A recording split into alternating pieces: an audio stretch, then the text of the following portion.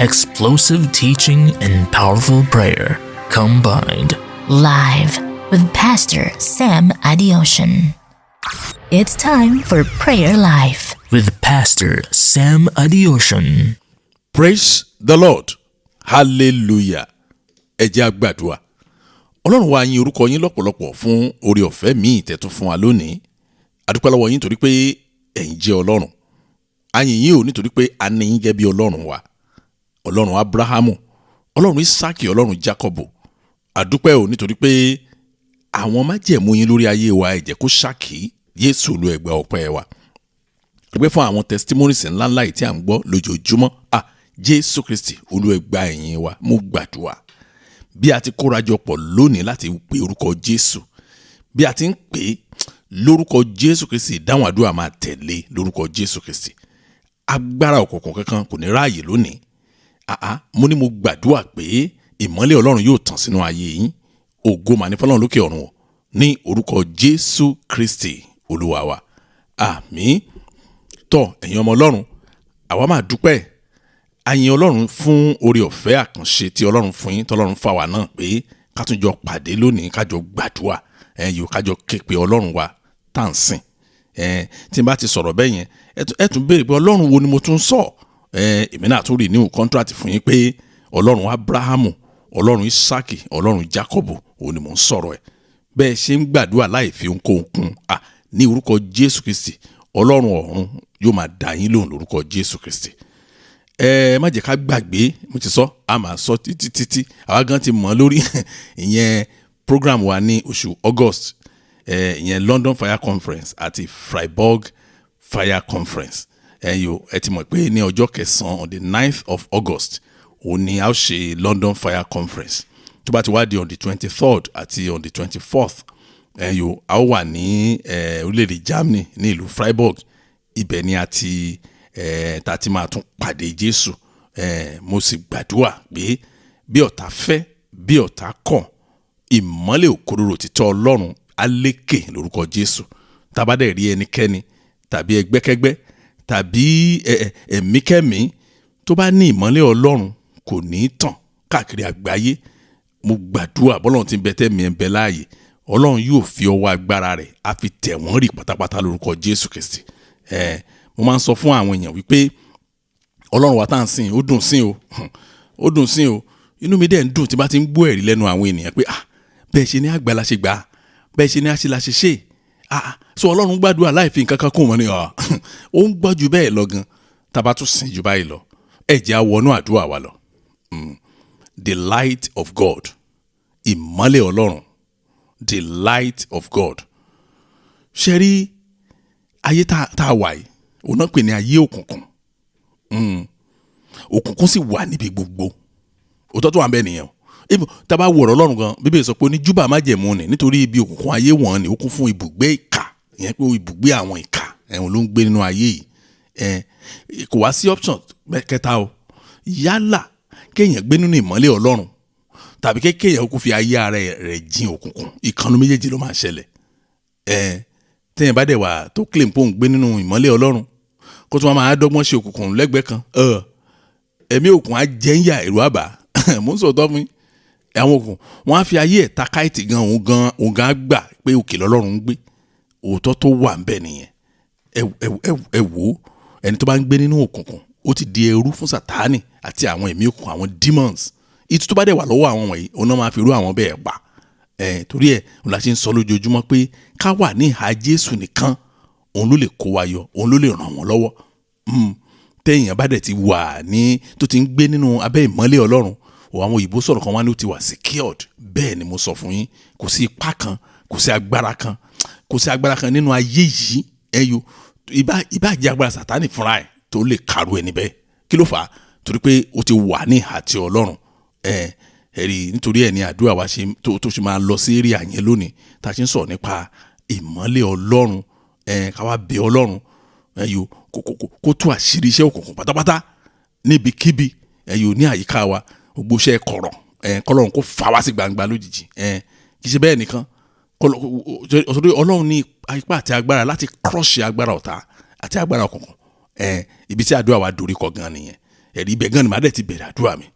ṣẹ́rí mo sọ fẹ́rẹ́ lẹ́ẹ̀kan, mo ní kò sẹ́ni tó sọ pé okay mo fẹ́ sin Ọlọ́run o tó bá ti wá ń fi àwọn iṣẹ́ òkùnkùn kún iṣẹ́ yẹn kò mọ nǹkan tó ń ṣe o, ó ń ṣera ẹ̀ ní o, ó rò bó ń ṣe èèyàn. Ó máa ń yà mí lẹ́nu tí n bá rí ọ̀pọ̀lọpọ̀ kìrìsìtẹ́nì lónìí tán ní àwọn ń sin Ọlọ́run, síbẹ̀síbẹ̀ wọ́n á tún ní ìdí láti fi nǹkan àjèjì tí ò sí inú ọ̀rọ̀ Ọlọ́run wọ́n á tún fi kún orúkọ Jésù. Kí ni yẹn máa ń yà mí lẹ́nu ebi àwọn Yorùbá ti ẹ̀ pé kí ni yẹn bá fẹ́ jẹ́ ọ̀ṣàká kó jẹ́ ọ̀ṣàká, bá fẹ́ jẹ́ ọ̀ṣoko kó jẹ́ èwo ni ọ̀ṣàká ṣoko. Kí ni yẹn máa ń yà mí lẹ́nu lọ́pọ̀lọpọ̀. Bíbélì sọ kìíní kan náà, ẹ jẹ́ ká tiẹ̀ kọ́ lọ wò ná. 1 John chapter 1 verse 5.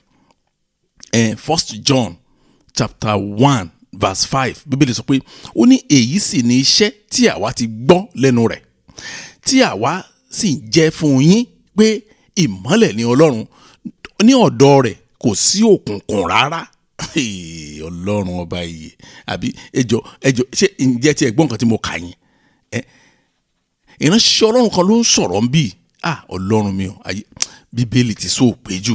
Ṣé nígbà tí n bá ń ka Bíbélì gbá mi máa dá rẹ́rìn pé what is going on níbí? Ọ̀rọ̀ Ọlọ́run la máa ń sọ yìí.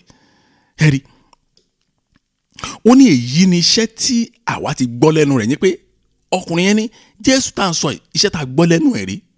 Ó ní tí àwa sì ń jẹ́ fún yín, iṣẹ́ tẹ̀ bó ṣe rán wa gan la ṣe ń jẹ́ fún yín. Ó ní pé ìmọ́lẹ̀ ni Ọlọ́run, ní ọ̀dọ̀ rẹ̀ kò sí òkùnkùn rárá. Tó yẹ láti máa ń ké lójoojúmọ́ fún àwọn ọmọ Ọlọ́run pé a ò lè sin Ọlọ́run ká tún fi iṣẹ́ òkùnkùn mọ́. Gbogbo màá bẹ́ẹ̀ ṣètò iṣẹ́ kan, màá bẹ́ẹ̀ wá gba kinní kan, omi alọ gbé wá ní Jerusalem wá, omi alọ gbé wá ní Ethiopia. Ṣé ẹjọ́ lọ? Kan mo sọ fún mọ́mì yẹn ni mo ní ṣé ẹjọ́ lọ ṣé Jerusalem? Ó láwọn òjọ́ lọ. Mo ní ìgbà tẹ wá mú mi ìtàn báyìí nǹkan tẹ wá bẹ̀rẹ̀ àlákàlà burúkú náà, ṣé ẹjọ́ lọ ni? Ẹ̀rí àwọn nǹkan báwọn wọ̀nyí tá a bá máa sọ tó bá ti kọjá ní orúkọ Jésù, èmi ò mọ̀ tún mọ̀ ẹ̀ mọ́ o. Yàtọ̀ sí pé bóyá ara ẹ̀yìn ò dá, ó nílò omi. Ẹlẹ́kọ̀ọ́ká máa ń sọ bẹ́ẹ̀ nínú prógrámù yìí gan, ó yá lọ gbé omi. Tàbí a nílò òróró, àti kẹ́kọ̀ọ́ yẹn pé kí là ń fi òróró ṣe tí Bíbélì sọ fún wa. Tá a ti kọjá yẹn, Olúwa ń tán àìjẹ́ dànù. Ẹ já sọ fún Ọlọ́run, ẹjọ́ ẹ̀yin ọmọ Ọlọ́run pé Jésù Olúwa, ẹ bẹ̀ ayé mi wò lónìí, kẹ́ ẹ mú iṣẹ́ òkùnkùn kúrò pátápátá. Oh Lord, visit my life today and totally end the works of darkness. Jésù Olúwa, Olúwa ẹ bẹ̀ ayé mi wò lónìí, ẹ bẹ̀ ayé àwọn ọmọ mi wò lónìí, ẹ bẹ̀ ìdílé mi wò lónìí, kí ẹ mú iṣẹ́ òkùnkùn kúrò tán pátápátá. Ẹ jẹ́ a gbàdúrà bẹ́ẹ̀ ní orúkọ Jésù, ní orúkọ Jésù. Ọlọ́run ayérayé mo gbàdúrà, Olúwa ẹ bẹ̀ ayé mi wò, Olúwa ẹ bẹ̀ ayé mi wò, ẹ bẹ̀ ìdílé mi wò, iṣẹ́ òkùnkùn Olúwa ẹ mú kúrò pátápátá, Olúwa ẹ mú kúrò, Olúwa ẹ mú kúrò, Olúwa ẹ mú kúrò, Olúwa ẹ mú kúrò ní orúkọ Jésù. Ẹ mú iṣẹ́ òkùnkùn kúrò ní orúkọ Jésù Kristi. Olúwa ẹ mú iṣẹ́, ní ẹ bẹ̀ ayé mi wò, ẹ bẹ̀ àwọn ọmọ mi wò, ẹ bẹ̀ bẹ́ẹ̀ ṣe máa gbà ni mo ṣe ń sọ yẹn, ẹ máa gbàdúrà bẹ́ẹ̀. Ṣé pé mi náà ń gbà tèmi náà? Gbọ́ àdúrà. Jésù Kristi Olúwa wa. Abẹ́ẹ̀ tí gbọ́n Àánú tó ṣe jáde, rí ibi tí ọ̀rọ̀ yẹn dorí kọ. Ó dàbí ọ̀rọ̀ kan tí dáàdì kan bá mi sọ nígbà tí wọ́n gbọ́ Àánú yẹn tán. Wọ́n ní Pastor Sam, wọ́n ní sẹ́mi pé ẹ ti sọ nǹkan tó jọba ẹ̀rí. Mo ní ṣe ní Àánú, wọ́n ní rárá, wọ́n ní mi àti yín sọ̀rọ̀ lọ́jọ́ kan. Wọ́n lè wá sọ fún mi pé àwa kìrìsìtẹ́nì ọ̀rọ̀ owó yẹn nìkan la máa ń fókọ̀sì lé lórí. Mi ti lówó bí ẹgbẹ́ mi ti kọ́lé, àwọn tí ò sí Jésù gan wọ́n lówó jù mí lọ.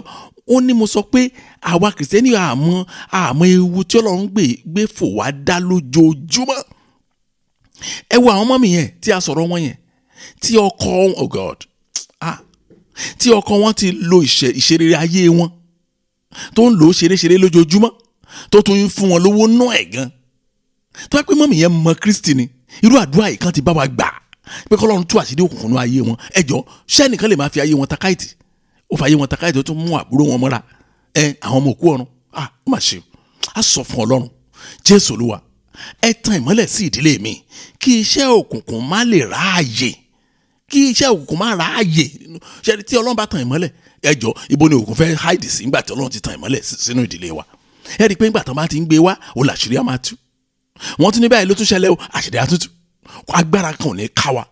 Oh Lord, beam your light into my family so there will be no room for the works of darkness. Kó má sáàyè fún iṣẹ́ òkùnkùn, kó má farapamọ́, kó má ribisa sí jẹ̀wáyà. Jésù Olúwa, ẹ tan ìmọ́lẹ̀ sí ìdílé mi, kí iṣẹ́ òkùnkùn má ráàyè ṣọṣẹ́. Ẹ jẹ́ á gbàdúrà bẹ́ẹ̀ ní orúkọ Jésù, ní orúkọ Jésù. Ọlọ́run ayérayé mo gbàdúrà, Olúwa ẹ tàn ìmọ́lẹ̀ sínú ìdílé mi, Olúwa ẹ tàn ìmọ́lẹ̀, Olúwa ẹ tàn ìmọ́lẹ̀, kí iṣẹ́ òkùnkùn má lè ráàyè, Olúwa ẹ tàn ìmọ́lẹ̀, kí iṣẹ́ òkùnkùn má lè ráàyè ṣiṣẹ́, Olúwa ẹ tàn ìmọ́lẹ̀, kí iṣẹ́ òkùnkùn má lè ráàyè kó bá wa, Olúwa ẹ tàn ìmọ́lẹ̀, Olúwa ẹ tàn ìmọ́lẹ̀, Olúwa ẹ tàn ìmọ́lẹ̀ ní orúkọ Jésù, Olúwa ẹ tàn ìmọ́lẹ̀ ní orúkọ Jésù, Olúwa ẹ tàn ìmọ́lẹ̀, Olúwa ẹ tàn ìmọ́lẹ̀. Gbọ́ àdúrà Jésù Kristi Olúwa wa. Ọlọ́run mi o, Ọlọ́run mi o. Ṣé rí, mo ní ọ̀nà kan tí mo fi máa ń gbàdúrà nípa ìmọ́lẹ̀ Ọlọ́run. Nígbà tí pàápàá ti máa ń gbàdúrà fún ẹnìkan tó bá yẹ pé ọ̀rọ̀ wọn jọmọ́ ọ̀rọ̀ demonic power, àwọn ará bíi ti fọwọ́ nù wọ́n lára. Àdúrà kan wà tí mo máa ń sábà gbà. Mọ̀ bí tí mo ti rí Genesis chapter 1 verse 3 ni ẹ̀yin náà ti kárí. Genesis chapter 1 verse 3 Bíbélì sọ pé Ọlọ́run sì wí pé kí ìmọ́lẹ̀ kí ó wà, ìmọ́lẹ̀ sì wà. Ọlọ́run mi o, Ọlọ́run pàṣẹ ìmọ́lẹ̀. Ọlọ́run ẹ wo, bí Ọlọ́run nínú àdúrà yẹn bí mo ti máa ń bẹ̀rẹ̀ ni màá ní bí Ọlọ́run ò bá pàṣẹ ìmọ́lẹ̀ kò sí nǹkan tó ń fúnra ẹ̀ lè dá tó lè ṣe nínú òkùnkùn biribiri ayé. Torí pé sọ fún mi pé ayé ó wà ní jújú, ó ṣòfò, òkùnkùn wà lójú ibú, òkùnkùn bọ́ gbogbo lẹ̀ mọ́lẹ̀. Ṣùgbọ́n Ọlọ́run mọ̀ pé kí iṣẹ́ òun kó lè di dáradára, òun àkọ́kọ́ pàṣẹ ìmọ́lẹ̀ náà. Ìmọ́lẹ̀ yẹn òun ló fi ìmọ́lẹ̀ yẹn ló fi borí ohun gbogbo pátápátá. Wá o bí iṣẹ́ tó wá ṣe lórí ìmọ́lẹ̀ yẹn bó ṣe wá dáa tó. Mo ṣe máa ń sábà sọ nìyẹn, á sọ fún Ọlọ́run. Jésù Olúwa, ẹ pàṣẹ ìmọ́lẹ̀ sínú ìdílé mi. Torí pé tí ò bá pàṣẹ ìmọ́lẹ̀, báwo ló ṣe fẹ́ dáwọ́lé yín mà? Mọ́mì, mo ní tí Jésù ò bá pàṣẹ ìmọ́lẹ̀ sínú ayé àwọn ọmọ yín, báwo ló ṣe fẹ́ bẹ̀rẹ̀ sí fọwọ́ tọ́ ọkàn wọn? Ìmọ́lẹ̀ yẹn ló kọ́ ṣe pàtàkì. Ẹ̀yin náà ti wò, ó yẹ kó máa ń sọ̀rọ̀ kan mú, ló yẹ kó ti sú wa, ó yẹ kó ti sú wa wípé ẹnìkan ló ń ṣe ogun ìdílé kan ló ń bá ẹ jà. Ó yẹ kó ti sú wa. Ó yẹ káwa náà ti rò pé there must be something, pé àlákálà yìí náà ẹlòmíì ti ń lá àlákálà yìí for the past 16 years. A lọ díẹ̀ o, a tún padà wá, a lọ díẹ̀ o, a tún padà wá. Bẹ́ẹ̀ la máa ra àwọn kan tá a kàn sùn gbódúkú sábì igi. Wọ́n á jí ẹlòmíì tí láàárọ̀ kò ní tètè dìde. Ó tọ́ ni bí wọ́n bá lagi mélòó rí, mọ̀ bẹ́ẹ̀ ṣe máa ń jí àwọn ọmọ yín kan tó wá pọ́n láìkò orun, ti bú wọn dànù, ó bàjẹ́ orun. Bẹ́ẹ̀ ṣe nà náà la máa na pa, bẹ́ẹ̀ ṣe nà la máa na ẹsẹ̀. Ó lè sọ fún yín pé I don't eat that meat. Ọmọ kan nìyá ẹ̀ sọ bẹ́ẹ̀, wọ́n tẹ̀rọ bóyá ẹ̀mí èṣù kan mú nírọ̀ orun wọ̀ lára ni. Wọ́n làwọn nà dídé ni ó ní I don't eat, I'm not the one, I don't eat the meat. Mo lè mi gan ló tán mo bú sẹ́rìn. Bẹ́ẹ̀ lẹ́nu àwọn mi ò ní lè sùn tí wọ́n ò ní lè wo nítorí iṣẹ́ òkùnkùn yìí. Oh Lord, command the light into my family. Jésù Olúwa, ẹ pàṣẹ ìmọ́lẹ̀ sínú ìdílé mi. Lónìí Olúwa ẹ ṣàánú fún mi. Kí n lè bẹ̀rẹ̀ sí rí ìṣerere ìdílé mi.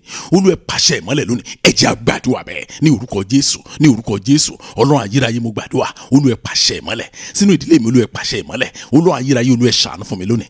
Pàṣẹ ìmọ́lẹ̀ nínú ìdílé mi, ẹ pàṣẹ ìmọ́lẹ̀ sínú ìdílé mi, ẹ pàṣẹ ìmọ́lẹ̀. Àwọn ọmọ mi dọwọ́ yín o, ẹ pàṣẹ ìmọ́lẹ̀ sínú ayé wọn. Aya mi dọwọ́ yín, ẹ pàṣẹ ìmọ́lẹ̀ sínú ayé aya mi, ẹ pàṣẹ ìmọ́lẹ̀ sínú ayé ọkọ mi. Olúwa ẹ ṣàánú fún mi lónìí. Olúwa ẹ pàṣẹ ìmọ́lẹ̀, Olúwa ẹ pàṣẹ ìmọ́lẹ̀, Olúwa ẹ pàṣẹ ìmọ́lẹ̀, Olúwa ẹ ràn mí lọ́wọ́, Olúwa ẹ ràn mí lọ́wọ́. Gbọ́ àdúrà Jésù Kristi Olúwa wa. Ẹ̀yin ọmọ Ọlọ́run, ẹ jẹ́ kí n fi dá yín lójú lónìí pé ó dára, ó dẹ̀ tọ́ kéèyàn máa gbàdúrà wọ inú ìran ẹ̀ lọ. Ìran tá a ti ṣẹ̀ wá, òótọ́ tó wà bẹ́ẹ̀ nìyẹn. Ẹ jẹ́ kí n fún ní àṣírí kan. Ṣé rí àwọn kan wà jẹ́ pé wọ́n ní òbí tàbí grandparents jẹ́ pé wọ́n ti gbàdúrà àwọn ọmọ wọn ṣáájú. Fún àpẹẹrẹ, mọ́mì, àdúrà tẹ́ ń gbà lọ́wọ́lọ́wọ́ báyìí. Ojúmọ́ tó bá pẹ́ tẹ́ bá fi gbàdúrà bẹ́ẹ̀ ṣe ń sọ tí ń lẹ̀ ń sọ tàwọn ọmọ yín, bẹ́ẹ̀ tó àwọn ọmọ yín lẹ̀ ń sọ tàwọn grandchildren yín. Ṣé ẹ̀rù bóyá ló lásán ni? Yà yín lẹ́nu bí ayé wọn ṣe máa wá smooth ju ayé tiyín lọ. Mọ̀ díẹ̀ tó fi rí bẹ́ẹ̀, àwọn mélòó ló ń gbàdúrà àfẹ́yìn yàtọ̀ sígbà tẹ́ bá fún àwọn òbí yín lówó, bóyá owó kan wọ àkáǹtì wọn tó ṣe gbọ̀ngàn, wọ́n á gbé fóònù, á dẹ̀ dá fún ẹ, iṣẹ́ ayọrí. Àdúrà àwọn nìkan nìyẹn. Ẹ gbà mo sọ fún yín. Ìdí ẹ̀ ni pé òbí wa mélòó, àwa tá à ń gbàdúrà yìí, òbí wa mélòó ló ń kúnlẹ̀ tó ń ṣe fasting and prayer lórí wa. Ẹlòmíì kò ní àǹfààní yẹn rárá. ọ̀pọ̀lọpọ̀ kìrìsìtẹ́nì ilé aláìgbàgbọ́ pátápátá òní wọ́n ti wá. ọ̀pọ̀lọpọ̀ agan tá a bá lọ sí ìlú wa wọ́n sì ń pè wá orúkọ muslim, wọ́n sì ń pè wá lórúkọ christian. Nítorí kí ló fà á, àwọn yẹn sì wà nù àìgbàgbọ́ wọn síbẹ̀. ẹ wá ní kìrìsìtẹ́nì tó yẹ kó yẹ kó máa padà láti máa gbàdúrà ẹyọ sínú ìran tó ti wá sínú gbòǹgbò ẹ ní foundation tó ti dìde pé olúwa ohun tó bá mi mo máa ń sọ fáwọn èèyàn èmi máa ń gbà olúwa kábàárì ohunkóhun tó bá mi dìde láti ìpìlẹ̀ mi kọ́lọ́run kó tàn mọ́lẹ̀ síbẹ̀ o ẹyọ kí n má gbégbé ayé òkùnkùn kí Sátánì má lè farapamọ́ jẹ mí ń yà torí ayé tá a wà kò tó nǹkan kan ìjọba àrùn ló ṣe jù bó ṣe jẹ́ pé kò sẹ́ni tó fẹ́ lọ ìjọba àrùn mọ́ òótọ́ ni ta ló fẹ́ kú àwọn mélòó ìwàásù mélòó lẹ́gbẹ́ lónìí tó ń sọ̀rọ̀ ìjọba àrùn gbà yín bọ̀dà yín rẹ́ ni ìwàásù mélòó lẹ́yìn gbọ́ tí wọ́n ń sọ ìjọba àrùn ní ayé tá a wà tọ́mání ayé máa parí lọ́la o ẹ̀rí àwọn èèyàn máa pray against ẹ̀ tí Jésù bá tó bá yẹ pé wà náà sí ẹ̀ ni àwọn kan máa fight against ẹ̀ wà ń bo ṣé mo ti ra ọ́ máa mo ń sọ fún yín so ayé kan máa padà sínú ìdílé wa ó dàbí dáàdì yẹn ni asọ̀rọ̀ dé stage kan náà bá ṣí fìlà ẹ̀rí wọ́n jẹ́ tó máa ń fa orí wọ́n ní kí n worí wọn àyà mi ti ẹ̀já mu ni kí ló dé wọ́n ní kí n tẹ́jú mọ́ kí n wò dáadáa ìgbà tí mo wá rí pé gbẹ́rẹ́ ló kún gbogbo orí wọn yẹn pátá ó ti jiná o gbẹ́rẹ́ ti jiná ó ti pẹ́ àwọn gbẹ́rẹ́ mi ti ń fade wọ́n láwọn ọmọ yìí gbẹ́rẹ́ tó wà ní orí wọn pé àdúrà wo làwọn máa gbà ayé mi o ìkan tí wọn bẹ̀rẹ̀ tó tóbi pàlàbà ẹ̀ wọ́n ní àáké náà láyé mi o mo ń ṣe nu ayé kan náà tàjọ́ ń gbé wọ́n ní bẹ́ẹ̀ ni àwọn ní àdá sọ́rí àáké òun náà fi ṣe wọ́n ní àwọn tàdá wà ń bẹ àwọn èèyàn tiẹ̀ ló ń kan tiwọn wọ́n ní ọ̀bẹ blade yẹn erémọdé ni ti blade yẹn wọ́n ní tí màmá wọn bá ti lọ dé báyìí wọ́n ní àríjọ́ tí màmá wọn lọ dé tó sín gbẹ́rẹ́ bàbá wọn lọ dé ó sín gbẹ́rẹ́ mo ní sórí yín kan náà wọ́n ní bẹ́ẹ̀ ni kí orí òun dẹ̀ fọ́ yín wọ́n ní àkíní kí ni òkè ń fọ́ wọn abẹ́rẹ́ Job chapter 33 verse 28 ẹ̀gbọ́n kan tó sọ ni Job 33:28 bíbélì sọ pé yóò gba ọkàn rẹ kúrò ní lílọ sínú ihò yóò gba ọkàn rẹ kúrò ní lílọ sínú ihò Job 33:28 mú ká yẹn ó tẹ̀síwájú ní àti ayé rẹ yóò rí ìmọ́lẹ̀ oh my God English version ẹ jẹ́ ká kó lè yé yín ní he will redeem his soul from going down to the pit and his life shall see the light.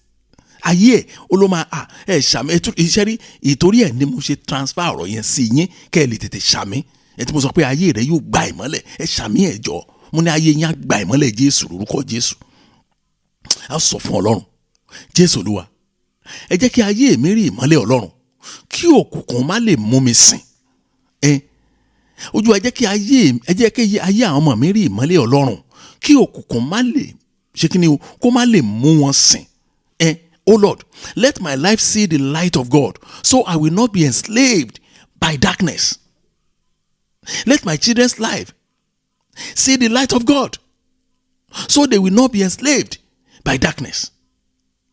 Jésù Olúwa, ẹ jẹ́ kí ayé mi rí ìmọ́lẹ̀ Ọlọ́run kí òkùnkùn má bàa lè mú wa sìn. Ẹ jẹ́ á gbàdúrà bẹ́ẹ̀ ní orúkọ Jésù ní orúkọ Jésù Ọlọ́run ayérayé mo gbàdúrà Olúwa ẹ jẹ́ kí ayé mi ẹ jẹ́ kó rí ìmọ́lẹ̀ Ọlọ́run ní orúkọ Jésù Kristi ẹ jẹ́ kí ayé mi ẹ jẹ́ kó rí ìmọ́lẹ̀ Ọlọ́run kí òkùnkùn má lè mú mi sìn. Ayé mi rí ìmọ́lẹ̀ Ọlọ́run ayé mi rí ìmọ́lẹ̀ Ọlọ́run ní orúkọ Jésù Kristi ayé mi rí ìmọ́lẹ̀ Ọlọ́run òkùnkùn ní rí mi mú sìn. Lórúkọ Jésù ló ẹ ṣàánú fún mi lónìí ẹ jẹ́ kí ayé mi rí ìmọ́lẹ̀ Ọlọ́run kí òkùnkùn má lè mú mi sìn káyà ọmọ mi rí ìmọ́lẹ̀ Ọlọ́run lórúkọ Jésù kí òkùnkùn má lè mú àwọn mi sìn lórúkọ Jésù Kristi ẹ tàn mọ́lẹ̀ sínú ayé mi ẹ tàn mọ́lẹ̀ sínú ayé àwọn ọmọ mi ẹ tàn mọ́lẹ̀ sínú ayé aya mi ẹ tàn mọ́lẹ̀ sínú ayé ọkọ mi bẹ́ẹ̀ tí máa pín àdúrà yín yẹn nìyẹn kí Ọlọ́run lè tan ìmọ́lẹ̀ yìí ká ní gbogbo ìdílé yín kí Sátánì kí iṣẹ́ òkùnkùn má lè máa mú yín sìn ó yẹ máa gbàdúrà lọ́bẹ̀ gbọ́ àdúrà Jésù Kristi Olúwa wa. Gẹ́gẹ́ bí ọ̀rọ̀ tí mò ń sọ bọ̀ òótọ́ ni o mo ní ó jẹ́ dandan fún wa ká máa gbàdúrà padà sẹ́yìn ṣẹ́rí ayé ló ti yàtọ̀ ohun táwa ń gbàdúrà sí lónìí ẹ̀ mọ́ Olúwa èmi náà fẹ́ hámà èmi náà fẹ́ lówó tèmi mo fẹ́ kó ògo jáde àwọn àdúrà tá a tẹnumọ́ jù nìyẹn láyé tá a wà ṣùgbọ́n àwa lọ sí ní gbòǹgbò ìṣe ká lọ sí gbòǹgbò ìṣòro wa ká fàtú láti gbòǹgbò tí gbòǹgbò ká lè ráàyè rí mú mi nínú ayé yìí irọ́ wọn pe you shall be blessed you will be blessed ṣáà tọrọ blessing ṣá Ọlọ́run mi o ẹ wo ọ̀rọ̀ yẹn òótọ́ ni gẹ́gẹ́ bí nǹkan tí mo gbọ́ lẹ́nu àwọn èèyàn pàápàá lẹ́nu ọjọ́ mẹ́ta yìí tí mo ń gbọ́ lẹ́nu àwọn èèyàn pàápàá lẹ́nu ọjọ́ mẹ́ta yìí mo sọ lẹ́ẹ̀kan mo ní a sì rí ọ̀pọ̀lọpọ̀ wa tó yẹ pé àwọn òbí wa wọ́n sì ná ilé babaláwo mo ṣe máa ń sọ ọmọ pásítọ̀ lèmi ara ọmọ pásítọ̀ náà báyìí náà bẹ́ẹ̀ o tó wà báyìí láì tàjọ́ ń gbàdúrà yìí o ṣùgbọ́n pẹ̀lú ẹ̀ náà ṣẹ́yìn ò gbàdúrà ṣe ìtẹ́ra máa dúà yẹn ẹ̀yin tẹ́ jẹ́ ọmọ pásítọ̀ ń bí tàbí ẹ̀yin tẹ́ jẹ́ ọmọ ìyá ládùúà tàbí ọmọ bàbá ládùúà tó yẹ pé àwọn òbí ẹgbọ́njúmọ̀ wọn pé aládùúà ni wọ́n ẹ jọ ṣé ẹ̀yin wáyé tó rẹ̀ sọ pé okay my parents are praying me ní ìdàdúrà mọ́ ẹ̀rí bẹ́ẹ̀ yìí náà ti ń gbàdúrà tó le tó ẹ wá compare pẹ̀lú àwọn tó jẹ́ pé àwọn òbí wọn sì wà ní òkùnkùn síbẹ̀ tàbí iṣẹ́ òkùnkùn gan náà fi tọ́ wọn dàgbà ìtorí ẹ̀ ló ṣe pàtàkì fún wa láti gbàdúrà àṣírí àwọn òbí tó yẹ pé wọ́n sì ń lọ ilé afá ilé babaláwo nítorí àwọn ọmọ wọn dòní àwọn ọmọ wọn dẹ̀kẹ̀rẹ́ wọ́n ti di ọmọ ọlọ́run ẹjọ́ ìgbà oníṣẹ́ òkùn ní wọnú ayé àwọn báyìí àṣírí lára wa ìyòtọ́ tó wà ń bẹ́ẹ̀ nìyẹn a sì máa rí lára wa tó yẹ pé wọ́n ní fíléèjì wọn wọ́n sì ń ṣọdún Ṣàngó wọ́n sì ń ṣọdún Ọya wọ́n sì jọ lọ ń visit ẹ̀fà àrí kìrìsìtẹ́nì mi gan tán jọ lọ ṣe ọdún Ọ̀ṣun Òṣogbo táwọn ọmọ mi sí wọn láṣẹ gbogbo ẹ gbọ́ ẹ wá ní kò ní sí iṣẹ́ òkùnkùn kò possible àti àwọn oríṣiríṣi nǹkan téèyàn fi ń kún orúkọ Jésù gbogbo wọ̀nyí ìtúlẹ̀ ní àdúrà tòní ṣe pàtàkì kéèyàn lè rí ayé ẹ̀ lò Psalm 18 verse 28 Psalm 18 verse 28 mo rí kìnnìkan níbẹ̀ mo fẹ́ kẹ́yìn náà kẹ́jẹ́ kájọ rí Psalm 18 verse 28 ó ní ìwọ Olúwa ni yóò tàn mọ́lẹ̀ sí fìtílà mi ṣẹ́yìn náà gbà èmi gbà bẹ́ẹ̀ o èmi gbà ọ̀rọ̀ tí Bíbélì sọ yẹn mo gbà 100% Ọlọ́run nìkan olóòlè tàn ìmọ́lẹ̀ sí fìtílà wa kò sí ẹnikẹ́ni tàbí bàbá kan níbi kankan tàbí ìyá kan níbi tàbí kò sí ọwọ́ agbára kankan yà sí orúkọ Jésù tó lè tàn ìmọ́lẹ̀ sí fìtílà ayé wa ó tẹ̀síwájú ní Olúwa Ọlọ́run mi yóò tàn mọ́lẹ̀ sí òkùnkùn mi òun náà ní òkùnkùn ò lè tàn mọ́lẹ̀ sí òkùnkùn kò possible Jésù ti sọ bẹ́ẹ̀ nu Bíbélì tẹ́naka bàbá ẹ dẹ̀ help mi bàbá ẹ jọ ẹ bá mi wò ẹ bá mi ráyé gbé ẹni yẹn tanra ẹ̀jẹ̀ ni torí pé Jésù kíní kan ṣẹlẹ̀ nu Bíbélì ní ayé ìgbà kan ẹ̀yin tẹ́ jẹ́ olùkà Bíbélì nígbà tí Jésù ṣe iṣẹ́ ńlá kan tó ní agbára ó ṣe mílíọ̀nù kan tó ní agbára làwọn Farisí agbára bẹ́sẹ̀ búbù ló ń lò yẹn tó mọ̀ pé Sátánì náà ń pè ní bẹ́sẹ̀ búbù agbára Sátánì burúkú ló ń lò agbára burúkú wà lọ́wọ́ máa yẹn kí ni ìgbà tí Jésù gbọ́ sójà kò já ṣó yọ ọ̀bẹ ṣó búyàn irọ́ ṣó sọ fún wọn pé màá gégùn fún ẹ irọ́ ó béèrè lọ́wọ́ wọn ni ó ní ṣe Sátánì lè destroy Sátánì kò possible kò ṣeé ṣe kẹ́nìkan sọ pé oògùn ló máa fi bẹ́ẹ̀ yanjú ọ̀rọ̀ ayé ẹ̀ kò ṣeé ṣe ni mò ń sọ̀tọ̀ fún yín báyìí wọ́n á tó compound ẹ̀ ní tàbí kán fi kan gbà kan ìkan ló máa jẹ́nu méjèèjì Bíbélì sọ́mọ ẹ̀ ó ní Olúwa ó ní Ọlọ́run mi ó ní yóò tàn mọ́lẹ̀ sí òkùnkùn mi ẹ̀já bẹ̀ báyìí kó tàn mọ́lẹ̀ sí òkùnkùn ayé wa mo sọ fún àwọn ní táwọn gan ò bá ṣe òkùnkùn àwọn tó máa ṣe ọ̀nà àbíyá fún wọn wà dáadáa ẹ gbà mo sọ fún yín wọ́n wà dáadáa mo bá mọ̀ mi kan sọ̀rọ̀ ní àná wọ́n sọ fún mi pé ilé wọn wọ́n sọ̀rọ̀ tenant ni wọ́n wá tenant sí wọ́n dàbí pé wọn ò tètè rí tenant lẹ́nìkan tó dàbí agent wa ni wọ́n fẹ́ lọ́bẹ̀ lọ gbàdúrà wọ́n ní ẹ má wọrí àwa náà àwa gan ti sọ pé a fẹ́ lọ́bẹ̀ lọ gbàdúrà kì í kú ṣe àwọn gan ò ní plan yẹn tẹ́lẹ̀ o bọ̀gbọ́n àti àwọn kúkú wọn kú wá create plan yẹn fúnra wọn wọ́n wá ń sọ fún mi mo ní kàṣà mo ní ẹ̀wà ọmọ Ọlọ́run tó yẹ ti yé wọ́n ní díẹ̀ táwọn ò ṣe gbà ní wípé àwọn ọmọ Ọlọ́run tó fẹ́ ké sí lórí ilé wọn àwọn ọmọ Ọlọ́run tó fẹ́ pè lórí ilé wọn àwọn ò tiẹ̀ mọ irú ẹ̀sìn tó ń sìn wọ́n ní kò yé wọn wọ́n ní wọn ò dẹ̀ fẹ́ kán pé ohunkóhun kán mú ohunkóhun wọ inú ilé yẹn òkodoro ńlá gbà ọ̀nà sọ létí mi yẹn irú attitude bẹ́ẹ̀ mo dẹ̀ máa ń fẹ́ lọ́dọ̀ àwọn ọmọ Ọlọ́run òun ló máa ń fà tọ́nà ọ̀pọ̀lọpọ̀ kìrìsìtẹ́nì máa ń dàbí pé ó ń dàrú ṣọlọ́run gbàdúrà tá a sọ fún mi kọ́lọ́run gbàdúrà á sọ fún Ọlọ́run Jésù Olúwa ẹ tàn mọ́lẹ̀ sí òkùnkùn ìpìlẹ̀ ayé mi ìpìlẹ̀ yẹn la fẹ́ gbàdúrà sí yẹn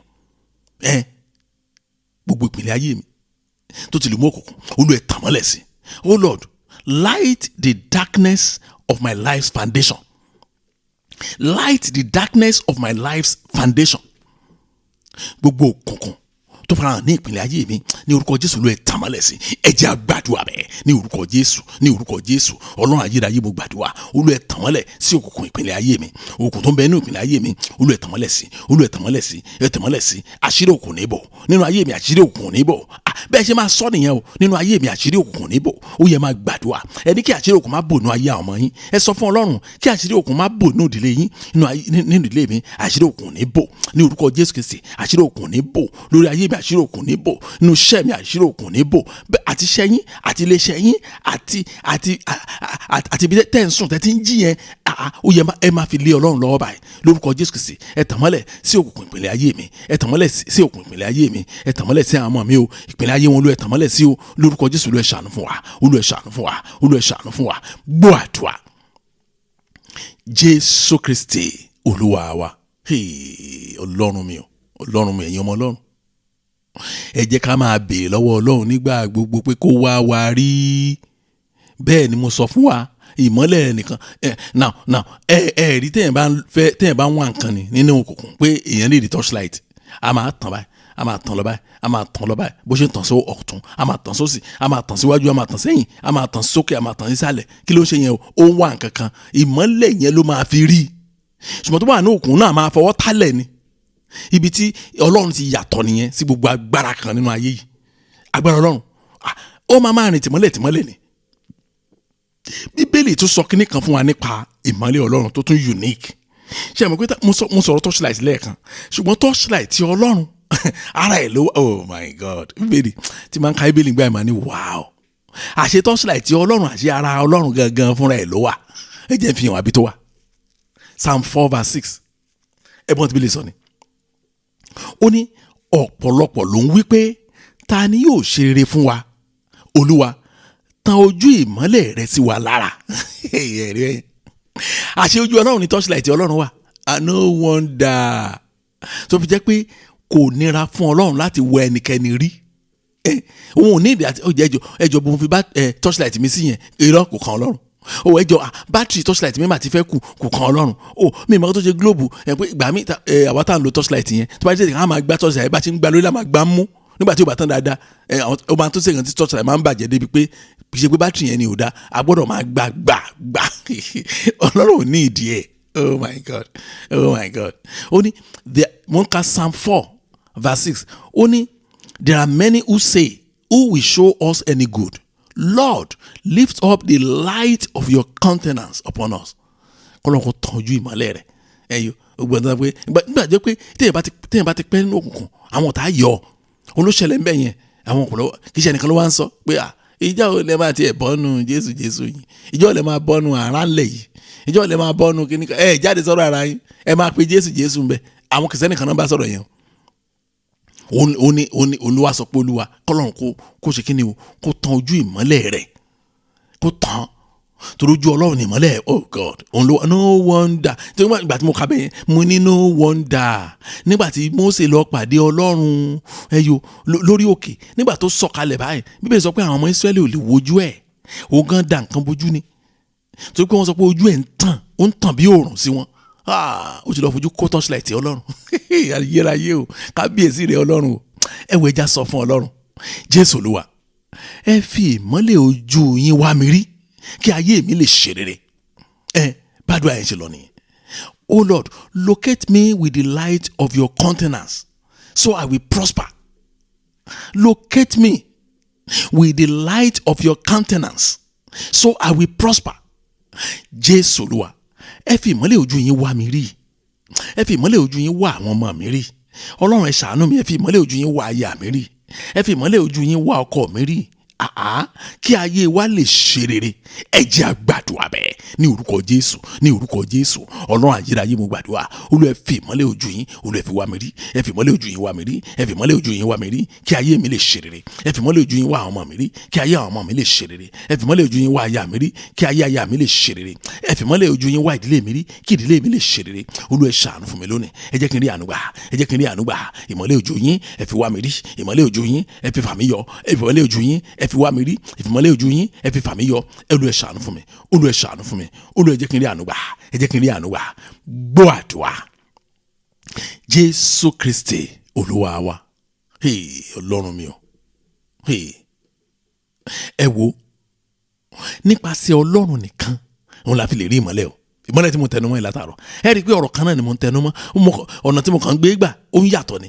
Ṣùgbọ́n tá bá ní ká wò láti bẹ̀rẹ̀, ibì kan ló forí sọ. Òun náà ni pé ọ̀dọ̀ Ọlọ́run nìkan ẹyọ láti lè rí ìmọ́lẹ̀ ẹyọ sí ayé wa. Ẹ̀gbọ́n kan tí Psalm 36 verse 9 sọ ni, Psalm 36 verse 9. Bíbélì sọ pé nítorí pé ẹ jẹ́ n kà lóyìnbó náà, ẹ rí i pé ajagara. Ó ní for with you is the fountain of life. Oh God, with you, with God is a fountain of life. Ó ní in your light we see light. Ọlọ́run mi, in God's light we see light. Ó ní nítorí pé pẹ̀lú rẹ ni orísun ìyè wà, àti ìmọ́lẹ̀ rẹ ni àwa yóò rí ìmọ́lẹ̀. Ẹ wo, nínú ìmọ́lẹ̀ rẹ ni àwa yóò ti rí ìmọ́lẹ̀. Ní tí Bíbélì ń sọ nìyẹn, nínú ìmọ́lẹ̀ Ọlọ́run láti lè rí ìmọ́lẹ̀. Kò sí ìmọ́lẹ̀ ní anywhere àmọ́ mi ò mọ ẹni tó lè convince mi wípé èèyàn lè rí ìmọ́lẹ̀ níbikíbi yàtọ̀ sí ìmọ́lẹ̀ gangan fúnra ẹ̀. Orí a sọ fún Ọlọ́run, Jésù Olúwa, ẹ mú mi gbé nínú ìmọ́lẹ̀ yín kí ọwọ́ òkùnkùn má lè dé ọ̀dọ̀ mi. Ẹ gbọ́, ṣé kìí ṣe bẹ́ẹ̀ ni ló ṣe ń tòótọ́? Tá bá gbé nínú ìmọ́lẹ̀ Ọlọ́run, kí ìmọ́lẹ̀ Ọlọ́run yí wa ká, ẹ dákun, báwo ni òkùnkùn á ṣe ráàyè? Ẹ dákun, báwo ni àṣírí òkùnkùn á ṣe bò? Ẹ dákun, báwo ni òkùnkùn á ṣe lè sọ̀yàn dẹ́rú? Ẹ dákun, báwo ni òkùnkùn á ṣe da ayé èèyàn rú? Ẹ jẹ́ kò possible mọ́ nìyẹn. Torí pé ẹni tó ní gbogbo agbára òun la sátì. Oh Lord, make me live in your light, so the hand of darkness will not reach me. Ó jẹ́ dandan kí ọwọ́ òkùnkùn má lè kàn wá. And if we are living within the light of God, the hand of darkness cannot reach us. That is the point. That's why I said we have to pray the prayer, oh Lord, make me live in your light, so the hand of darkness will not reach me. Kó má bàa dé ọ̀dọ̀ wa. Jésù Olúwa, ẹ mú mi gbé nínú ìmọ́lẹ̀ yín kí ọwọ́ òkùnkùn má lè dé ọ̀dọ̀ mi. Ẹ jẹ́ a gbàdúrà bẹ́ẹ̀ ní orúkọ Jésù, ní orúkọ Jésù. Ọlọ́run ayérayé, mo gbàdúrà, Olúwa ẹ mú mi gbé nínú ìmọ́lẹ̀ yín, ẹ mú mi gbé nínú ìmọ́lẹ̀ yín o, kí ọwọ́ òkùnkùn kó má bàa dé ọ̀dọ̀ mi. Ẹ gbà fáwọn ọmọ yín, Olúwa ẹ mú àwọn ọmọ mi gbé nínú ìmọ́lẹ̀ yín kí ọwọ́ òkùnkùn má bàa dé ọ̀dọ̀ wọn. Ẹ wo, ẹ jẹ́ n sòótọ́ fún yín, nígbà tí àwọn ọmọ ènìyàn, àwọn ọmọ tí èèyàn bí, àwọn ọmọ tí èèyàn ṣe làálàá lé lórí, àwọn ọmọ ẹ mọ concern òbí lórí àwọn ọmọ lójoojúmọ́ ni káwọn ọmọ yẹn máa da òbí yẹn láàmú, káwọn ọmọ yẹn wá máa sọ fún òbí yẹn pé kò mọ̀ ṣe, káwọn ọmọ yẹn máa yọnu ṣùtì sí òbí yẹn. ẹjọ́ ẹ̀yin àbíyamọ, ṣé ọ̀rọ̀ yẹn kì í dùn òbí dénú egungun?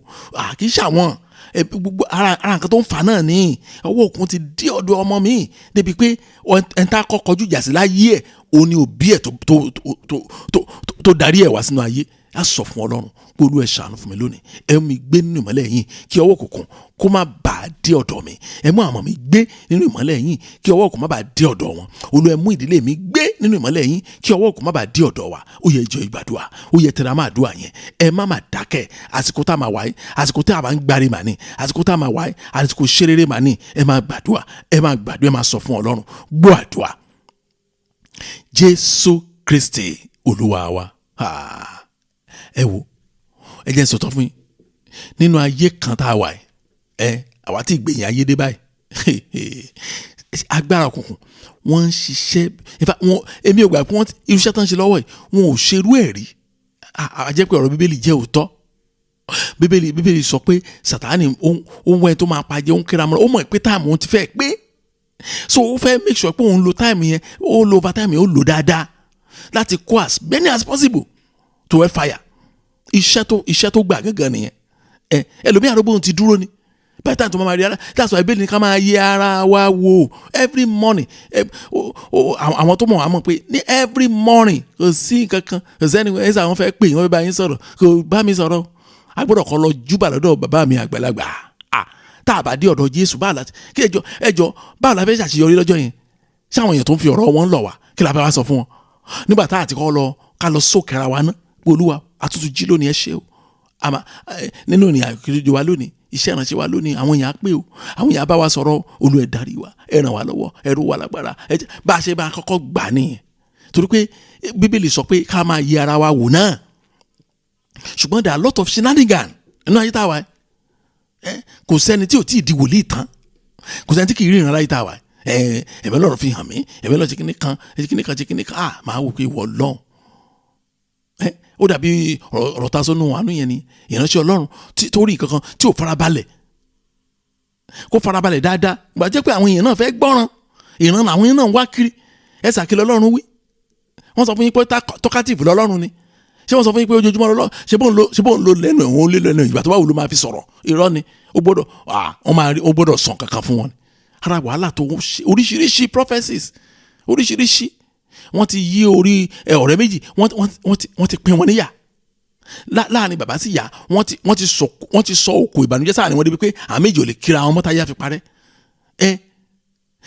láàrin ìyá àtàwọn ọmọ ẹ̀ wọ́n ti dá gbogbo ẹ̀rú torí ìran orí burúkú iná dẹ̀ ni àtàwọn ẹ̀kọ́ àbádì ẹgbọ́ pásọ mi àákàn sọ̀rọ̀ kan ṣáàyàn àwọn pé ṣẹ́ni ìṣí báìbù rí ó ṣì wò rí ṣá èèyàn béèrè lọ́wọ́ rẹ̀ pé mi ò rò bẹ́ẹ̀ ní ìṣí báìbù ìjọ tí mo kọ́ sọ mọ́mì kan bá mi jiyàn ẹ̀tì létà ló náà wá gbàgbọ́ ó ní ẹ̀sà mi ò gbọ́ kan tán ní ẹni báyìí pásọ báyìí sọ ni mo ní àwọn èèyàn mo ní wọn kí n ka báìbù wọn kọ̀ọ̀kọ́ bú sẹ́yìn wọn ní how is that possible ìtọ́sọ nìyẹn òyìnbó tó sọ nìyẹn wọ́n ní how is that possible pé pastor wọ́n ní mo ní kò sẹ́ni tó ka bíbélì tí bíbélì tí ò tàn mọ́lẹ̀ sọ́kàn ẹ̀ mo ní wọn ò ka bíbélì tọ́mọ̀kàn ti fẹ́ ṣe ministration wọ́n kàn wá nǹkan tó bá bóyá wọ́n kàn fẹ́ lo idea kan wọ́n kàn bá nǹkan tó bá kinní kan mu ni mo ń sòtọ́ fún yín àsìkò ẹjọ́ kọ́ lélẹ̀ but òkúrò ní shenanigans nínú ayé tá a wà yìí ẹgbọ́n kan tí John chapter 1 verse 5 sọ ni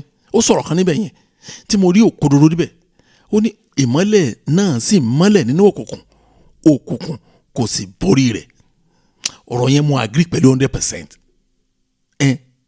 Ibi tí mo ń lọ nìyẹn pé kò wá ní fi ṣe bí òkùnkùn ṣe pọ̀ tó òkùnkùn lè borí ìmọ́lẹ̀ láìláì.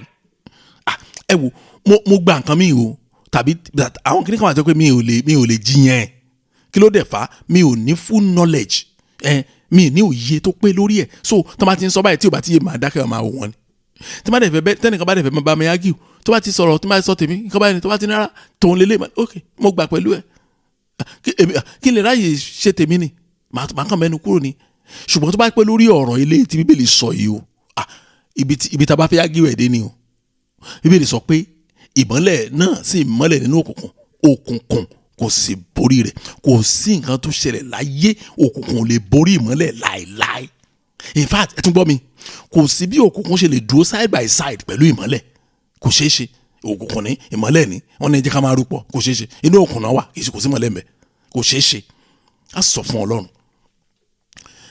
ẹ jẹ́ ká pàṣẹ yẹn torí pé mo sọ pé òkùnkùn pọ̀ láyé tá a wà ṣùgbọ́n pẹ̀lú ẹ̀ ńkọ́ Jésù Olúwa ẹ má jẹ́ kí òkùnkùn borí ayé mi. Oh Lord, don't let the darkness overcome me.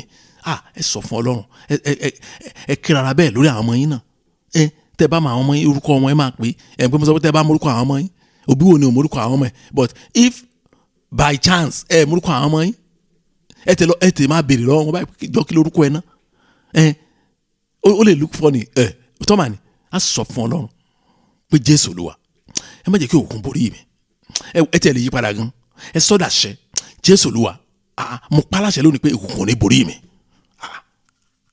mo sọ̀rọ̀ àṣẹ lónìí pé ní orúkọ Jésù òkùnkùn kò ní borí àwọn ọmọ mi mo pàṣẹ lónìí pé òkùnkùn kò ní oh God kò ní borí ìdílé mi kò ní borí aya náà sọ fún Ọlọ́run pé òkùnkùn ní borí ọkọ mi ẹ jẹ́ á gbàdúrà bẹ́ẹ̀ ní orúkọ Jésù Ọlọ́run ayérayé mo gbàdúrà bàbá mo pa láṣẹ lónìí òkùnkùn ní borí mi ní orúkọ Jésù Kristi mo pa láṣẹ lónìí òkùnkùn ní borí mi Olúwa ṣàánú fún mi òkùnkùn má jẹ́ borí mi òkùnkùn má jẹ́ borí mi ní orúkọ Jésù òkùnkùn má jẹ́ borí àwọn ọmọ mi òkùnkùn má jẹ́ borí iṣẹ́ ìránṣẹ́ mi òkùnkùn má jẹ́ borí aya mi ẹ máa sọ fún Ọlọ́run bí àwọn tó bá kàn yín nínú ayé yín ẹ máa sọ fún Ọlọ́run kí òkùnkùn má borí wọn torí tó bá kàn wọ́n á kàn yín o kì í ṣe pé o bó ṣe ń rí gangan nìyẹn o ohun tó bá kan ara lé ènìyàn ó ti kàn yàn nìyẹn o ẹ jọ ṣe wàhálà ẹ̀ ní o ẹ jẹ́ á máa sọ fún Ọlọ́run òkun má jẹ́ ó borí ìdílé mi.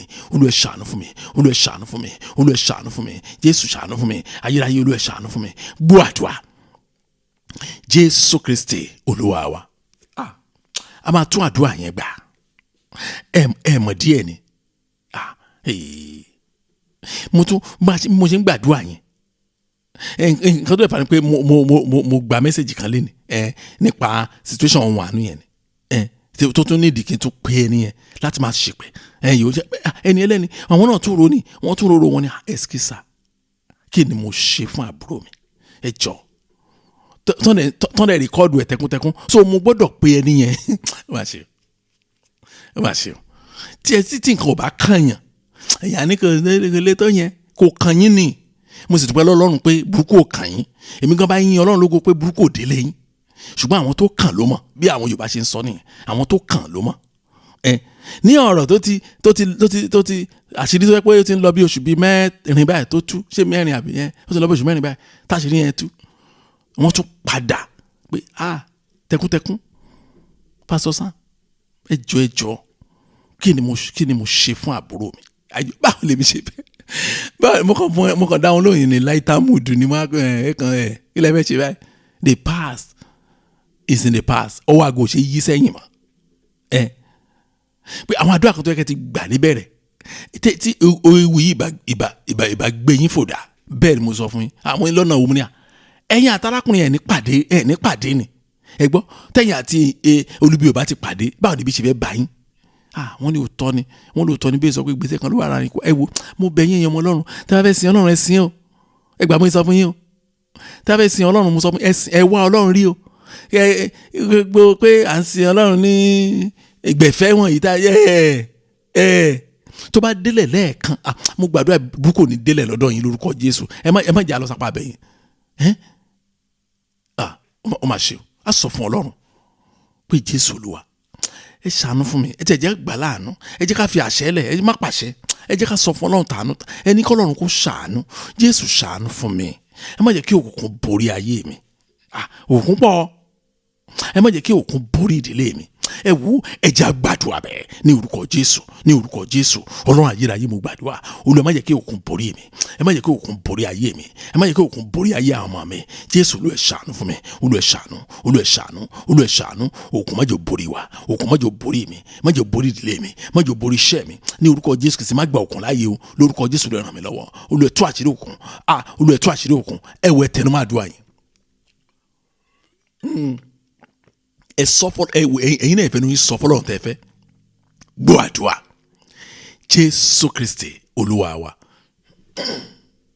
ẹ wo bẹ́ẹ̀ yẹn bá wà ní òkùnkùn tí ò bá ṣọ́ra ẹ tẹ́ni ò bá ṣọ́ra ẹ rárá ṣe láàrú bóyá òun wà ní òmọ́lẹ̀ ó dá ọ̀rọ̀ mi ayé yín sìn ẹ máa wo bóyá ó ti ṣẹlẹ̀ sí yín rí ẹ wà nínú ilé kan ẹ wà nínú yàrá kan ẹ̀yin ará ìlú ìbò náà yín kì í lọ nepa yín kì í lọ gbogbo nǹkan là ń pè nepa lọ́dọ̀ wa tó bá di ọ̀rọ̀ electricity nepa ní gbogbo ẹ̀ mo dẹ̀ pé kì í ṣe nepa náà ń pè lọ́dọ̀ yín ṣùgbọ́n nepa ọ̀rọ̀ mi ti yẹn ti máa ní nepa bẹ́ẹ̀ jókòó sí rúùmù yẹn o nepa kan mú náà lọ ni ẹ try ẹ bó bóyá ti try ẹ rí ni o ẹ̀yin tẹ́ wà ní Nàìjíríà ẹ̀yin tàbí tẹ́ wà ní ìlú tán ti mú náà lọ ẹ fi yè sọ̀rọ̀ mi ṣe tẹ́yìn bá wá dúró pẹ́ ní òkun yẹn kò tán torchlight kò lọ́ mú ṣáná kó tán candle tàbí kó tán anything kó jókòó pa sínú òkun yẹn mo fi dá yín lójú pé tó yà máa rìnà díẹ̀díẹ̀ a máa rí tẹlifíṣàn mi nìyẹn a máa rí kìnnì tó bá pẹ́ bí tó jókòó sí yẹn tó bá máa dìde báyìí ẹ gbà mo sọ fún yín àárín the stage kan kótó àmọ́ bí tilẹ̀kùn wà á bọ́ sílẹ̀kùn yẹn pé tẹ̀yìn bá pẹ́ jù nínú òkùnkùn a máa rìnà díẹ̀díẹ̀ a wá dàbí pé Ọlọ́run ló bá ń sọ̀rọ̀ a wá dàbí pé ìgbà yẹn lẹ́ máa ń gbọ́ ẹlòmíì a ní Ọlọ́run fi ìran kan hàn mí lónìí Ọlọ́run ò fi ṣọ́ṣọ́ hàn inú òkùnkùn ló wà mọ́mí kan mo sọ bẹ́ẹ̀ fún ọjọ́ mẹ́ta wọ́n dẹ̀ sọ̀rọ̀ yẹn mu ni ẹ wá gbà pé ìran Ọlọ́run wà lè ní ṣé ìran Ọlọ́run lẹ sọ yìí ìran tó yàtọ̀ sí ọ̀rọ̀ Ọlọ́run báwo ṣe fẹ́ jẹ́ ìran ọ̀run ẹ lè rí ìran kó yàtọ̀ sí nǹkan tí Bíbélì sọ láyé ẹ gbà mo sọ fún yín wọ́n ní yẹn mo ní bẹ́ẹ̀ ni Ọlọ́run kọ́ yẹn òkùnkùn biribiri nìyẹn báyìí ṣe oh God dáàdì kan wọ́n sọ ìran kan tí wọ́n dé fún mi ní last week èmi kan sọ pé kábíyèsí wọ́n sọ fún dáàdì yẹn pé mo ní dáàdi employer tí ayé nílò ni wọ́n ní kíni mo ní àwọn ẹ̀mí òkùnkùn yẹn wọ́n ti wá ń tájẹ̀ ti àwọn ọmọ Ọlọ́run tòótọ́ báyìí. Ẹ̀wẹ̀ má yẹ kó yà yín lẹ́nu tí wọ́n bẹ̀rẹ̀ sí wọ́n á fẹ́ bring down àwọn ọmọ Ọlọ́run tòótọ́ tí wọ́n Sátánì mọ̀ pé àwọn yẹn eléwu ni wọ́n jẹ́ fún òun. Ó máa fẹ́ grand wọn láti bring wọn down. Mo ní dáàdi mo ní irinṣẹ́ ìránṣẹ́ yín náà tájẹ̀ ti yẹn o. Wọ́n ní yẹn mo ní bẹ́ẹ̀ ni wọ́n á túmọ̀ ìran yẹn fún wọn. Wọ́n ní yéé àwọn táwọn sọ pé Olúwa ọ̀tá tó bá fẹ́ ṣe àwọn léṣe ọ̀tá tó fẹ́ ṣe léṣe kọ́ wọ́n fẹ́ bring yín down ni o. Ẹ máa gbàdúrà ẹ sọ fún Ọlọ́run kó tàn mọ́lẹ̀ síbi tí òkun dé. Nígbà tẹ́ ti ń rí bẹ́yẹn Sátánì ń bọ̀ díẹ̀díẹ̀ nìyẹn. Wọ́n á béèrè kan lọ́wọ́ mi òun ni mo fẹ́ fi lead wa sínú àdúrà tó kàn. Wọ́n ní kí n dákun wọ́n ní báwo lèyàn ṣe lè mọ̀ tẹ́yìn bá ti wọnú òkun yẹn báwo ló ṣe máa mọ̀. Mo ní ẹ jẹ́ ká lọ Bíbélì kí ní káwọn Bíbélì tán sọ òun ló máa lead wa sí answer. Matthew chapter 6 verse 22 and verse 23 òun ló máa lead wa sí answer yẹn. Àwọn Ọlọ́run kan wọ́n ti ń bá mi fojú kàtó wọ́n ti mọ̀ tẹ́lẹ̀. Matthew chapter 6 verse 22 and 23 Bíbélì sọ pé ó ní ojú ni fìtílà ara, bí ojú rẹ bá mọ́lẹ̀ kedere gbogbo ara rẹ yóò jẹ́ kìkì mọ́lẹ̀. Ṣé gbà bẹ́ẹ̀? Ojú ni ìmọ́lẹ̀ ara. Ayọ̀ ọ̀rọ̀ Yorùbá tún ni kì í tún sọ̀rọ̀ Bíbélì nìkan àwa Yorùbá gan ní àṣà mọ̀ bẹ́ẹ̀ pé ojú ni ìmọ́lẹ̀ ara. Poẹ́mù Yorùbá kan wà bẹ́ẹ̀ ojú ni ìmọ́lẹ̀ ara ni tọ́pìkì. Bíbélì ní bí ojú rẹ bá mọ́lẹ̀ kedere gbogbo ara rẹ yóò jẹ́ kìkì mọ́lẹ̀. Náà verse 23 wá sọ pé ó ní ṣùgbọ́n bí ojú rẹ kò bá dára, if you have a bad eyesight, ó ní gbogbo ara rẹ ni yóò kún fún òkùnkùn. Bí ìmọ́lẹ̀ tí ó wà nínú rẹ bá wá jẹ́ òkùnkùn, òkùn náà yóò ti pọ̀ tó. Oh my God, oh my God. Ìyẹn ni ọ̀rọ̀ tí mo ń sọ lẹ́ẹ̀kan yẹn. Tán ní bí ojú èèyàn ò bá dá, wọ́n sọ pé wọ́n ní gbogbo ara ẹ̀ máa kún fún òkùnkùn. Wọ́n á ní tí ìmọ́lẹ̀ ènìyàn bá jẹ́ òkìkí òkùnkùn ńkọ́, òun lọ̀rọ̀ ẹ̀kan yẹn. Tí èèyàn bá ti wá pẹ́ inú òkùnkùn tó bá ti wá ìrìnà díẹ̀díẹ̀ kó wá dàbí pé ó wá dàbí pé ó ríran kó dẹ̀ rí nǹkan kan inú òkùnkùn náà ló ṣì wà. Àbí ẹjọ́ ṣé èèyàn rí kọ́lọ̀ inú òkùnkùn? Ṣéèpù ló máa rí kò ní rí dáadáa. Ewu tó wà ń bẹ nìyẹn.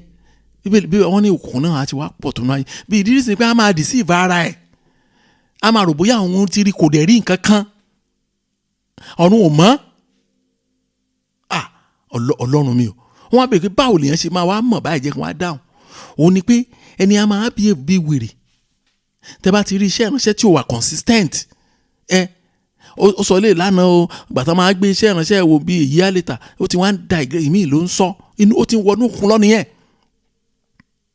Bí ọ̀rọ̀ wèrè ṣe máa rí nìyẹn wèrè kì í parí sẹ́ńtẹ́ǹsì méjì léraléra wèrè kì í join sẹ́ńtẹ́ǹsì pọ̀ á sọ̀rọ̀ kan o á kàn bọ̀ bírí lójijì á bọ́ sí nǹkan míì ni ẹ̀yọ́ bẹ́ẹ̀ ṣe máa mọ sáyẹn ẹ̀ pé ẹni tí ń lọ ní òkun díẹ̀díẹ̀ mo fi máa sábà ó máa ń help mi gan láti máa assess àwọn èèyàn gbà mí ẹyù nígbà tó máa ní ẹsà ìkíní kan ṣẹlẹ̀ ní family wa ẹjọ́ ẹ bá wa dá sí màá kàn fẹ́ jẹ́ kán máa sọ̀rọ̀ lọ ó máa fi hàn access wọn á sọ fún Ọlọ́run Jésù Olúwa ẹ tú àṣírí òkùnkùn nínú ayé mi ẹ má yẹ ká àṣírí òkùnkùn bò nínú ayé mi oh Lord expose the secret of darkness in my life. Tá bá rí ẹnikẹ́ni ọkùnrin obìnrin ọmọdé àbí àgbà tí ó fẹ́ kí òkùnkùn tó fẹ́ máa cover òkùnkùn nínú ayé ẹ̀ Ọlọ́run mi o Sátánì àṣẹ balabala lójú ayé lórúkọ Jésù Kristi ọwọ́ Sátánì ò ní ká yín ọwọ́ ọ̀tá ò ní ká yín mo gbàdúrà demons kò ní ráríwó ìdílé yín lórúkọ Jésù Kristi Jésù Olúwa ẹ tú àṣírí òkùnkùn nínú ayé mi pátápátá ẹ tú àṣírí òkùnkùn nínú ìdílé mi òkùnkùn má jẹ́ ó ráàyè ẹ jẹ́ á gbàdúrà bẹ́ẹ̀ ní orúkọ Jésù ní orúkọ Jésù Ọlọ́run ayérayé mo gbàdúrà Olúwa ẹ tú àṣírí òkùnkùn nínú ayé mi ẹ tú àṣírí òkùnkùn nínú ayé mi ẹ tú àṣírí òkùnkùn nínú ayé àwọn ọmọ mi ẹ tú àṣírí òkùnkùn nínú ayé ọkọ mi ẹ tú àṣírí òkùnkùn nínú ìdílé mi ẹ tú àṣírí òkùnkùn nínú ayé aya mi ẹ tú àṣírí òkùnkùn bẹ́ẹ̀ ṣe máa mú káàkiri nìyẹn torí pé àṣírí tẹ́ bá gbàdúrà fúnra yín tẹ́ bá gbàgbà yọrí àdúrà fúnra yín àwọn ọmọ yín ń kọ́ ọkọ yín kọ́ aya yín ń kọ́ ìdílé yín ń kọ́ ibo lẹ fẹ́ gbé wọ̀ lórúkọ Jésù Kristi ẹ tú àṣírí òkùnkùn ẹ tú àṣírí òkùnkùn ẹ tú àṣírí òkùnkùn gbọ́ àdúrà Jésù Kristi Olúwa wa ní ọjọ́ Monday ìjẹta nìyẹn mọ́mì kan sọ àlá wọn fún mi mo kàn dákẹ́ lọ gbàrí ni wọ́n làwọn múra lójú àlá yẹn wọ́n fẹ́ lọ ibì kan wọ́n ní chin ni wọ́n yẹn pé ní parí ẹ̀rẹ̀kẹ́ chin wọ́n ní wọ́n wá rí máàkì kan níbẹ̀ tó tán bígbà tí wọ́n ya tattoo bí ìwo wọ́n yà síbẹ̀ lẹ́sẹ̀kẹsẹ̀ lẹ́mí Ọlọ́run túmọ̀ ọ̀rọ̀ yẹn mo ní àmì ọ̀tá ni wọ́n làwọn mọ̀ mo ní àmì ọ̀tá ni àmì burúkú ni ìwo ó tàtú kẹ̀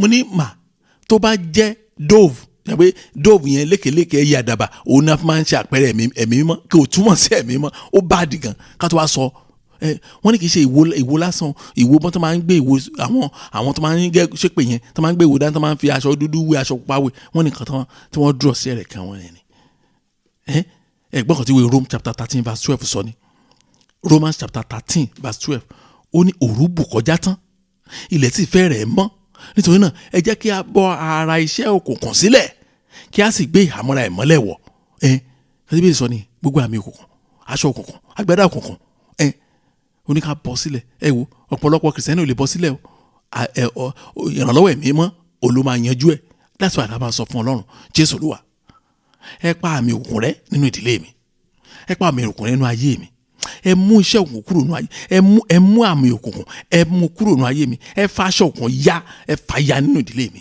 oh Lord clean away the mark of darkness in my family tear the cloth of darkness in my family remove the mark of darkness in my life Jésù Olúwa ẹ mú gbogbo àmì òkùnkùn kúrò nínú ayé mi pátápátá gbogbo àmì gbogbo nǹkan tó jọmọ́ òkùnkùn pátá ẹ mú ẹ jẹ́ a gbàdúrà bẹ́ẹ̀ ní orúkọ Jésù ní orúkọ Jésù Ọlọ́run ayérayé mo gbàdúrà Olúwa ẹ mú àmì òkùnkùn kúrò nínú ayé mi ẹ mú àmì òkùnkùn kúrò nínú ayé àwọn ọmọ mi gbogbo àmì òkùnkùn pátá Olúwa ẹ mú kúrò Olúwa ẹ mú kúrò Olúwa ẹ mú kúrò Olúwa ẹ nù dànù ẹ fi ẹ̀jẹ̀ yín nù àmì òkùnkùn dànù lórúkọ Jésù ẹ jẹ́ kí ìmọ́lẹ̀ yín ṣiṣẹ́ fún mi Olúwa ẹ ràn mí lọ́wọ́ Jésù Olúwa ẹ ràn mí lọ́wọ́ ayérayé mo bẹ̀bẹ̀ Olúwa ẹ ṣàánú fún mi gbọ́ àdúrà Jésù Olúwa wa ẹ jẹ́ á lọ sínú àdúrà náà wa ibi yìí láti ń béèrè lọ́wọ́ Ọlọ́run ibi yìí ni olúkúlùkù ti ń la inú ẹ̀ tó ń béèrè nǹkan tó fẹ́ lọ́wọ́ Ọlọ́run ẹ wò má kò sẹ́ni tó lè ṣe fún yín o kò sẹ́ni tó lè dá yín lóhùn àdúrà ibi kò ṣe Ọlọ́run tó jẹ́ ẹlẹ́dàá yín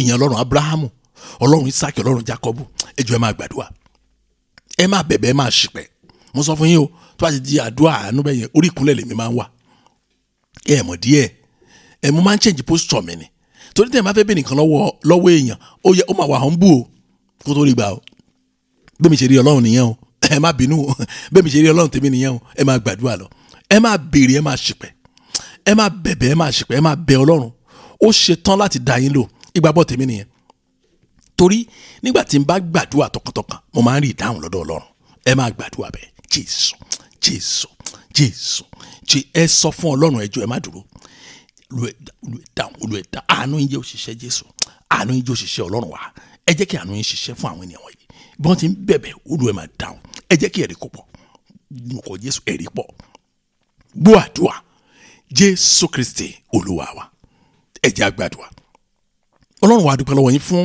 àṣeyọrí tàtúnrí lónìí nínú àdúrà wa àyìn torí pé ṣé torí pé àánú yín dúró láì olú ẹgbà ọpẹ́ wa mo gbàdúrà fún yín bí Ọlọ́run wa ti ń bẹ tí ẹ̀mí ẹ̀ ń bẹ láàyè ìmọ́lẹ̀ Ọlọ́run ó tàn dé ọ̀dọ̀ yín lórúkọ Jésù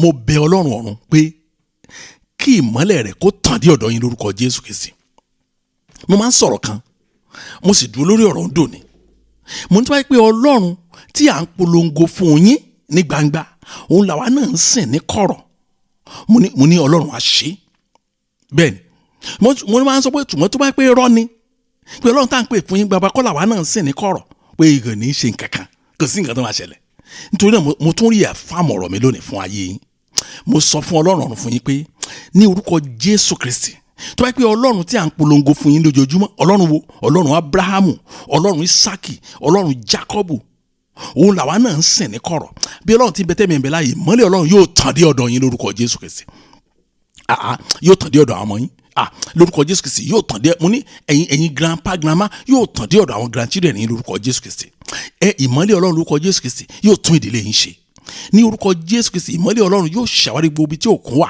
yóò lé wọn tẹ̀fẹ̀ lórúkọ Jésù Kristi bí Ọlọ́run ti bẹ́tẹ̀ mi ẹ̀mẹ́ láàyè òkun ní ráàyè inú ayé yín òkun ní jẹ gàba lórí ayé yín lórúkọ Jésù òkun ní ráàyè inú ìdílé yín lórúkọ Jésù Kristi òkun ní mú yín sìn lórúkọ Jésù Kristi mo gbàdúrà fún àwọn ọmọ yín níbikíbi tí wọ́n wà lọ́wọ́lọ́wọ́ báyìí kí etí wọn ṣí kábẹ̀ tí gbọ́hùn mi báyìí ní orúkọ Jésù Kristi agbára tó ń ṣe rere agbára tí ìwà wọn àti ìṣe wọn tá máa mú yín Ọlọ́run lógo ìrọ̀ agbára kó wọnú ayé wọn báyìí lórúkọ Jésù Kristi mo gbàdúrà pé kí Ọlọ́run ọ̀run kó já àwọn ọmọ yín gbà lọ́wọ́ ayé ẹyù kó wá gbé àwọn ọmọ yín lé yín lọ́wọ́ kán lè ráàyè bẹ̀rẹ̀ sí gbọ́ ọ̀rọ̀ Ọlọ́run látẹnu yín wá. bẹ́ẹ̀ ni ó ṣe rí lórúkọ Jésù Kristi. gbogbo agbára òde wòyí, agbára ìsinsìn yìí, agbára òkùnkùn ìsinsìn yìí tó ń dààmú àwọn ènìyàn káàkiri, ó ń dààmú ọmọdé, ó ń dààmú àgbà, ó tẹ̀ ti mú ẹ̀ṣẹ̀ wọ ayé àgbèrè á di mẹ́ta ìpínlẹ̀. gbogbo àwọn agbára ìsinsìnyí ètò sọ ayé di ìdàkudà lórúkọ Jésù kò ní nípa lórí yín, kò ní nípa lórí àwọn ọmọ yín. ìmọ́lẹ̀ Ọlọ́run lẹ́ẹ̀kan sí lórúkọ Jésù Kristi á bá ìrìn àjò ayé yín, á ó máa yin Ọlọ́run lẹ́yìn àdúrà yìí lórúkọ Jésù Kristi. Ọlọ́run á fi ìrọ̀rùn hàn yín o níbi tí ẹ̀rí yín yóò ti bẹ̀rẹ̀ ní pẹrẹu. ògo ni fọ́nà lókè ọ̀run ní orúkọ Jésù Kristi Olúwa wa. àmín. Yẹ kí ọbẹ̀ Jésù Kristi Olúwa wa, ìfẹ́ mọ́ ti Ọlọ́run dàpọ̀ tí ẹ̀mọ́ kó máa bá wa lọ. kọ́lọ́run kó ṣàánú fún wa. mo gbàdúrà fún yín pé Ọlọ́run á ṣàánú fún yín. ẹ tẹ̀tí rí àánú Ọlọ́run gbà náà. ògo ni fọ́nà lókè ọ̀run ní orúkọ Jésù Kristi Olúwa wa. àmín. Praise the Lord. Hallelujah. Thank you and God bless you. Oníṣẹ́ ìyanu ni Jésù. Bẹ́ẹ̀ ni o, oníṣẹ́ ìyanu tuntun dé. Aláràárẹ̀ sì ti gbára rẹ̀ dé. Fire conference ọdún yìí yóò tún dé tìyanu nínú ìpàdé ìsọjí ńlá méjì léraléra. Àkọ́kọ́ yóò wáyé ní ọjọ́ Friday ọjọ́ 9 nínú oṣù kẹjọ ní ọdún 2024 yìí ní gbọ̀ngàn ńlá ìjọ St. Luke's ní Hilmartin Road ní ìlú London pẹ̀lú àkòrí tó wípé ó di ìgbèkùn ní ìgbèkùn níbi tí gbogbo ìgbèkùn yóò ti já bí òwú ìránṣọ. Bó bá wá dọjọ́ Friday ọjọ́ 23 àti Saturday ọjọ́ 24 nínú oṣù kẹjọ bákan náà ní ọdún 2024 yìí Fire conference ó balẹ̀ gbà ní ìjọ Baptist ní ìlú Freiburg ní orílẹ̀-èdè Germany fún ìsọjí ọlọ́jọ́ méjì tó lágbára pẹ̀lú àkòrí tó wípé kìkì ọgbọ́n kìkì agbára níbi tí agbára àti ọgbọ́n Ọlọ́run yóò ti di mímọ̀ lójúkojú. Olùṣọ́ àgùntàn Sam Adeosun àti àwọn ìránṣẹ́ Ọlọ́run tá a ti yà sọ́tọ̀ lọ́lọ́run ó lò pẹ̀lú ìmísí ẹ̀mí mímọ́ tó níná nú. ṣe rí Fire conference ọdún yìí yóò dínà mọ́ àwọn agbára òkùnkùn lára yóò sì mú ìdààmú ayé rẹ̀ tán.